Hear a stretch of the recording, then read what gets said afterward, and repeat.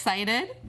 Dawn Ackerley's 6-year-old son, Jace, has autism, home from school in Queens after a 3-day week and 3 different pickup times. Monday about 7:35, Tuesday was about 8:30, arrived to school around 9:30, and Wednesday was about 8 o'clock. Once Jace gets on, Dawn says the bus for special ed students stops at 2 other schools before his. The teachers have been calling me. He can't settle in, he can't sit down. Right, because he's been sitting, driving around in circles for 2 hours. That scenario is high school senior Sadie Holliner's reality. It took Sadie and her parents years to get a system that worked for her and her condition called FND that causes seizures. And then this happened. With 24 hours notice, they took me off the bus route completely. Sadie and her parents say they simply asked the bus driver in person about wheelchair accessibility. Then she was cut and offered a rideshare program instead. Mentally, if you're getting in an Uber with just a driver. Oh, it's insanely anxiety provoking. Sadie's condition also worsens under the anxiety, and it's not like she can just sit and wait and we can be confident that that's going to be okay. Doug is here in studio with me now, so clearly there are some major issues going on. Does the DOE say what's causing all of this? Of all things, Christine, a contract from the 1970s, seriously. And they come back covered in blood, but they felt clean. Now, why did they feel that way, Major? Because they were clean. When everything breaks at the seams, and you feel like you're losing belief. Well, damn it, you just gotta stay strong. When it all falls apart and goes wrong, when you feel let down and so lost, and it feels like you can't hold on. Well, damn it, you just gotta stay strong. 'Cause sometimes things go wrong, and one day everything's gone, but you can make it out and move on. So damn it, you just gotta stay strong.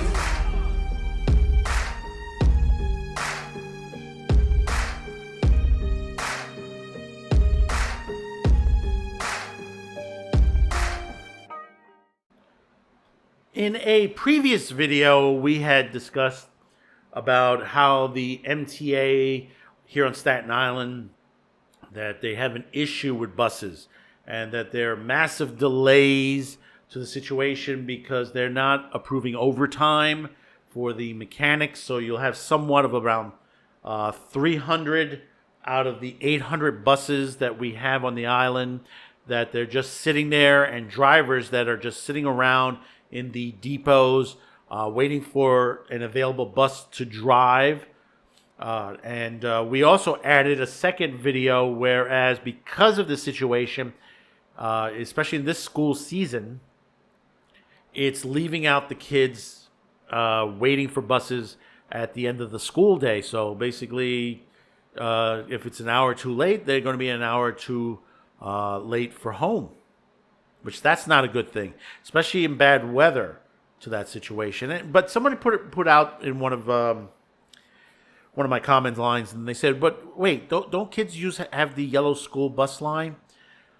Yes and no. And the thing about it is, depending on if it's grammar school, but mostly high school, you're on your own as far as busing out here. You're going to use the MTA, but the grammar schools, they still have the school bus system, the yellow buses, but there's a problem with them as well. Yeah, that's right. Basically, pickup and drop-offs have been utterly embarrassing to the situation. Kids are not getting picked up on time. They're not getting dropped off on time. They're not being picked up after school on time and dropped off at home on time. And you're wondering why this is happening. Is it a situation? Is it a lack of drivers? Is it a lack of buses? It's an efficiency. And the main problem is, and we cannot resolve this, is, we can put a new contract out there for another bus service, but we can't do that. Because unfortunately, a contract that's been around since the 1970s is holding that back. Get the fuck out of here! Somebody else I said. Yes, a contract that has been around since I was in school, since I was in grammar school, is still in play today because of the union, because of that union contract back then. I mean, this is literally extortion in certain ways. And this needs to go. Now, we're going to read this off because not that many places, I mean, other than the New York Times and is it CBS or one of the other networks have talked about this. This is off the Queens Post, which gives a good coverage of that, which is the cover, of course, obviously, Queens of New York. Council member Wong co-chairs a hearing investigation to New York school bus efficiency. Queen Council member Julie Wong co-chair a joint oversight hearing exploring on how to improve school transportation services, which suffered from a cumulative 80,312 delays during the 2023/2024 academic year. Let me repeat that again. 80,312 delays during the 2023-2024 academic year. The hell you say? Wong, the chair of the New York City Council's Committee on Contracts, and Brooklyn Council member Rita Joseph, the chair of the Council's Committee on Education, led a joint oversight hearing on improving school transportation with a particular focus on improving contract processes. Wong said New York City Department of Education school buses have been subject to the same contracts for more than 40 years, resulting in significant delays in transportation and bus services. The hearing heard that the city is set to spend $1.8 billion on bus contracts for year 25, a $200 million increase from 2024. It's also discussed strategies for enhancing service quality, cost effectiveness, and accountability through the upcoming rebidding process. Wong presented data that showcased that there was 80,312 delays during the 2023-24 school year, stating that this contributed to high levels of absenteeism and negatively impact educational outcomes for students. She said this issue especially impacted students with disabilities and living in temporary housing. Yes, that is correct. There are kids out there that have many different disabilities. They are not getting the rides that they're supposed to get by the DOE. As the significant bus delays continue to create a learning disruption, the City Council will continue to provide oversight to address existing issues and work with the DOE and the Mayor's Office of Contract Services, which you know what's been going on there, to create more efficient, cost-effective, and equitable transportation for our students, Wong said in a statement. Equitable is not a word that should be used. It's all students should be able to get the transportation that they're due. Understand that. The DOE is unable to rebid current contracts that stretch back 40 years due to issues with the EPP, or what they call the Employee Protection Provisions. EPP, which safeguards workers' rights and wages, are not part of the New York State legislation, meaning that the DOE cannot issue new contracts containing the provisions. However, older contracts dating back to the 1970s containing EPP and are not impacted by the state legislation, meaning the city has been extending the same contracts for more than 4 decades because older contracts still contain EPP. New York state law prohibits new contracts from including EPP, meaning additional legislation would have to be passed in the state legislature for the DOE to be able to issue new contracts containing worker safeguards. Joseph said in a statement that it was unacceptable that students experienced significant delays due to an outdated system of awarding contracts. Today's joint hearing was an opportunity to examine the current system, which has operated under outdated contracts for more than 40 years and find ways to improve the service quality, transparency, and cost effectiveness of the school bus services, Joseph said in a statement following Monday's hearing. We owe it to our students and their families to ensure that they have a reliable and safe way to get to school every day. And the upcoming rebidding process is a critical step toward that goal. In 2020, the city established a nonprofit New York City school bus umbrella services to oversee the school bus operations in the city. However, Joseph and Juan raised concerns about the effectiveness, cost, and lack of transparency of the NYC bus, which oversees roughly 10% of the city school bus routes. They noted that there is a need for balance the stability of bus vendors within the changing needs of New York students' population, with the number of students in temporary housing assigned to yellow school bus doubling over the past 3 years. This is what I call laziness. This is laziness from Albany. This is laziness from our own city committees, the councils that we have here. This is why I tell you the effectiveness of the politicians who we put into office, the people that are on our committee councils, they're not doing the job they're supposed to.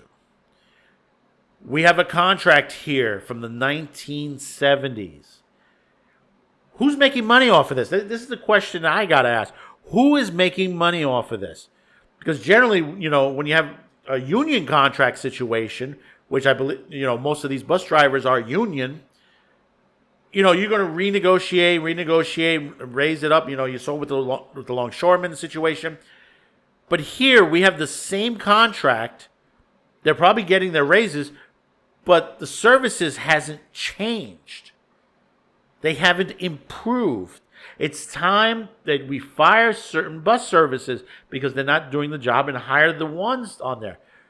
But the thing about it is we have to put in new legislation, which nobody cares about. I mean, these two particular persons, they're up for committee. Are they going to take care of the situation? I don't know. Because the kids are always left out. Oh, won't somebody please think of the children? We've done many stories where they say we have to protect the children, but you're not protecting the children here. It's the hypocrisy of the situation. Our politicians care about kids when it comes to election time, if they need the votes, or they're getting paid off in certain ways. Yeah, I said it. I really truly said it. This is what's happening here in New York. This is why New York is failing. This is why we're burning and Nero's tweaking his fiddle up there. And that's Mayor Eric Adams. Has he helped anything? No. Has the prior mayors helped? No. It's every mayor back then, and I'm going to blame every mayor back then. This should have been resolved. And every council, this should have been resolved years ago, decades ago. We should not be in a situation of this nature. You hear the complaint, 80,000 delays in just in one season of schooling. 1 year of schooling, 23 to 24, 80,000 delays. How is that right?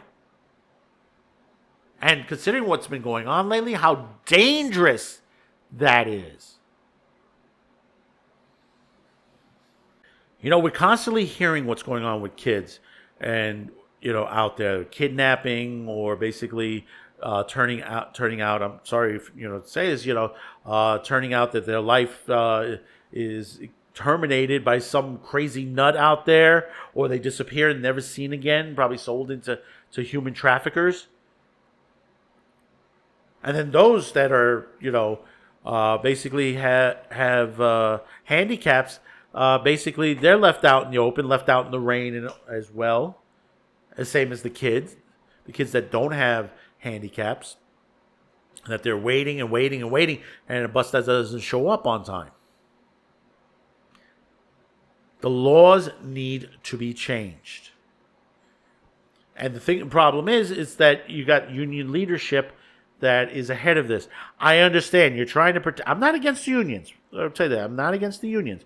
But the problem is there are those in leadership that have their hand out, that they know they're going to lose money if contracts change. It's not the rank and file that's the situation. It is the leadership of all these unions. It's the leadership that are playing mobsters these days, and has been for quite some time now. I used to be in part of the union, and the thing about it is they were no help to me. They were no help to my wife. When my wife had a stroke on the job, caused by the job, and there was nobody there to protect her. Yeah, I say it. It's a shame that this stuff happens. And it's going to continue to happen until we put all these institutions, all these politicians, all these unions, these contracts, that we put them in the bullseye and finally resolve the situation. We're in New York City. We're one of the best cities around. People look toward us as far as to copy what we have going here in New York, our police department, our fire department, our institutions here. But they're failing now. Our education standards are in the toilet.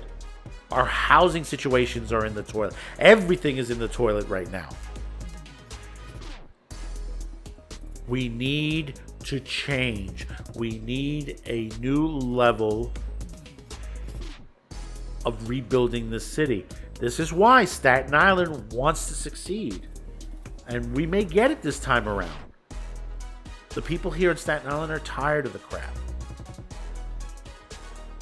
So, comment below. Let me know your thoughts about this. I mean, this is a big issue. I mean, kids are in the focus of this. Going to and from school. And it's partially affecting their education. That's what it comes down to it. So, comment, like, share this video, and down below, hit that button, hit that subscribe. We really do appreciate on that, because there are thousands of videos you could have watched. You clicked on this one, and you found it to be important. So thank you again. We'll see you on the next one. Thank you for tuning in, and bye-bye now.